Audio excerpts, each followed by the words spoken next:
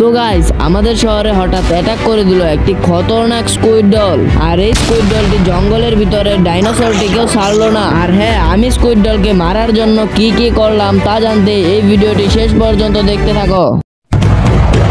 ও হোরে ভাই, কিসের বৃষ্টি শুরু হয়ে গেল?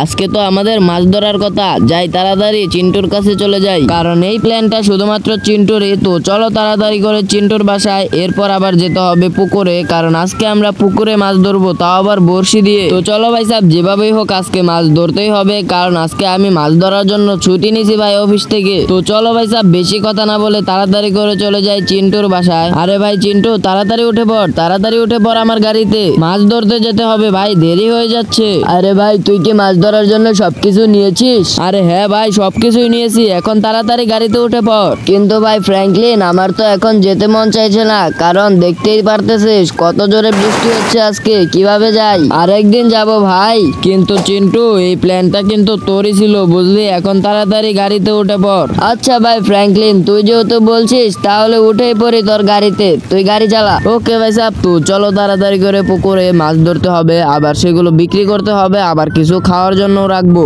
আর ভাই এই বৃষ্টিতে তো গাড়ি চালাতেও খুবই কষ্ট হয়ে যাচ্ছে।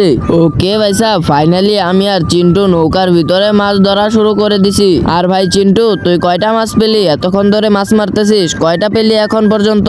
আরে ভাই ফ্র্যাঙ্কলিন, তুই এত কথা কেন বলিস? তুই কি দেখতে পারতেছিস না এখানে আমি মোট 1 2 3 তিনটা মাছ ধরেছি বুঝলি? তুই কয়টা ধরেছিস? তুই তো মনে হয় একটাও ধরতে পারিসনি। আরে চিন্টু, তুইও একবার নৌকার পিছন দিকে দেখ। কেন, নৌকার পিছনে আবার কি আছে? ওরে ভাই সাহেব, এটা কি? এটা তো একটা গোল্ডেন ফিশ, আর এটা বিক্রি করলে তো অনেক বেশি টাকা পাবো আমরা। চল ভাই ফ্র্যাঙ্কলিন, এটাকে তাড়াতাড়ি বিক্রি করে আসি। ওকে চল তাহলে তাড়াতাড়ি। আর ভাই যেই কথা সেই কাজ, মানে এখন আমরা যাচ্ছি গোল্ডেন ফিশটাকে বিক্রি করার জন্য। আর ভাই যখন আমরা ওই গোল্ডেন ফিশটাকে বিক্রি করতে যাচ্ছিলাম, তখন একটি ডাইনোসরকে খেয়ে ফেলতেছিল একটি বড় স্কুইড ডল, যেটা অনেক বেশি বড় ছিল, মানে দেখতেই তো পারতাছো পুরো ডাইনোসরকে কিভাবে খেয়ে ফেলতেছে। আর জুরাসিক পার্কের সব প্রাণীগুলোকে খেয়ে ফেলেছে এই স্কুইড ডলটি। যাই হোক ভাই, গোল্ডেন ফিশকে আমরা বিক্রি করে দিয়েছি, এখন তাড়াতাড়ি চলো বাসায় চলে যাই। কিন্তু ভাই সাহেব, এটা কি? এই স্কুইড ডলটা তো আমাদের শহরেও চলে এসেছে এবং অ্যাটাক করে দিছে শহরে। দেখো ভাই কিভাবে বিল্ডিং গুলোকে পুড়িয়ে দিচ্ছে, আর এটার জন্য তো আমাদের শহরে ভূমিকম্প হয়ে যাচ্ছে। যাই হোক ভাই, তাড়াতাড়ি করে চিপা দিয়ে পালিয়ে যাই, নয়তো ভাই ওই স্কুইড ডল যদি আমাদের ধরে একদম খেয়ে ফেলবে। আর চলো এখন তাড়াতাড়ি চিন্টুকে নামিয়ে দেই। ওকে ভাই, ফাইনালি আমি চিন্টুকে নামিয়ে দিছি, এখন তাড়াতাড়ি করে চলে যাই পুলিশ স্টেশনে, কারণ পুলিশকে তো এই বিষয়টা জানাতে হবে। আরে পুলিশ স্যারজি, আমাদের শহরে তো অনেক বড় একটি স্কুইড ডল চলে এসেছে, ওটাকে তাড়াতাড়ি অ্যারেস্ট করুন, তাড়াতাড়ি করুন, নয়তো শহরকে একদম ধ্বংস করে দিবে বুঝলেন। আরে রোবটকে অ্যারেস্ট করার কোনো অনুমতি নেই, তুই চাইলে তোকে অ্যারেস্ট করতে পারি। এখন কি তুই চাস তোকে আমি অ্যারেস্ট করে ফেলি? আরে পুলিশ স্যারজি, আপনি কি পাগল হয়ে গেলেন নাকি? কিছু একটা তো করতেই হবে, নয়তো স্কুইড ডলটা যেভাবে ধ্বংসলীলা চালাচ্ছে সব শেষ হয়ে যাবে বুঝলেন। আচ্ছা তাহলে তুই যা সায়েন্টিস্টের কাছে যা, ওই তোকে একটা ভালো পরামর্শ দিতে পারবে বুঝলি, তাড়াতাড়ি চলে যা।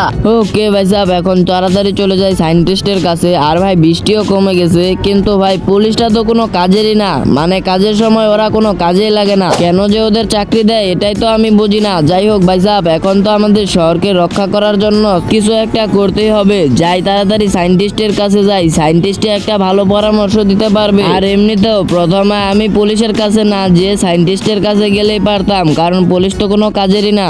আরে ফ্র্যাঙ্কলিন, তুমি যেটা বলছো তার জন্য তো একটি খতরনাক গান প্রয়োজন। আরে গান ছাড়েন, আপনি পিছনে দেখেন, ওই রোবটটা এখান দিয়ে হেঁটে চলে যাচ্ছে, মনে হচ্ছে ও এখন আমাদেরকে একদম উপরে পাঠিয়ে দিবে বুঝলেন। আরে ফ্র্যাঙ্কলিন, তুমি কোনো চিন্তা করো না, ওই পুতুল এখন আমাদের কিচ্ছু করতে পারবে না, আমরা একটি কাচের দেওয়ালের ভিতরে আছি। যাই হোক, এখন তোমাকে যা করতে হবে না সেটা হলো একটি কঠিন চ্যালেঞ্জ পূরণ, আর ওটা করতে পারলেই তুমি পেয়ে যাবে সেই খতরনাক গান। আর ওই খতরনাক গানটা পেয়ে গেলে তুমি ওই স্কুইড ডলকে খুব সহজেই ছোট করতে পারবে, আর ছোট করতে পারলেই ওকে মারা তোমার জন্য একদম সহজ হয়ে যাবে। ওকে ভাই সাহেব, ফাইনালি আমি সায়েন্টিস্টের কথা শুনে চলে আসছি ওই চ্যালেঞ্জটা পূরণ করতে। আর ভাই মনে হচ্ছে চ্যালেঞ্জটা তো অনেক বেশি কঠিন হবে, তবুও ভাই আমাকে যেভাবেই হোক পূরণ করতেই হবে। তো দেখা যাক আমি এই চ্যালেঞ্জটা কমপ্লিট করতে পারি নাকি। আর এই চ্যালেঞ্জটা কমপ্লিট করার জন্য আমাকে এই বাইকটা দিয়ে দিছে। আর ভাই এখন আমাকে উপরে উঠতে হবে। তো চলো ভাই সাহেব, আমি উপরে উঠে পড়ছি স্টান্ট করে। এখন চলো আবারও আরেক ধাপ উপরে উঠতে হবে, দেখা যাক আমি উপরে উঠতে পারি নাকি।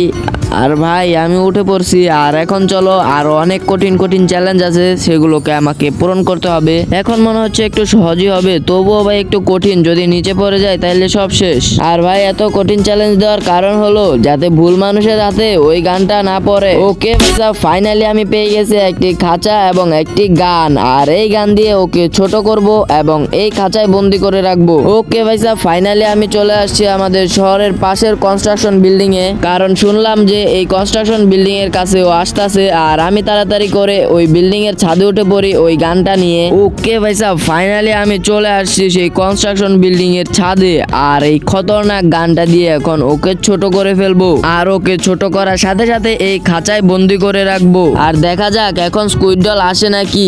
আর ভাই সাহেব চলে আসছে ওই স্কুইড ডল। আর এখন এই গানটা দিয়ে ওকে ছোট করা যায়। এই নে স্কুইড ডল।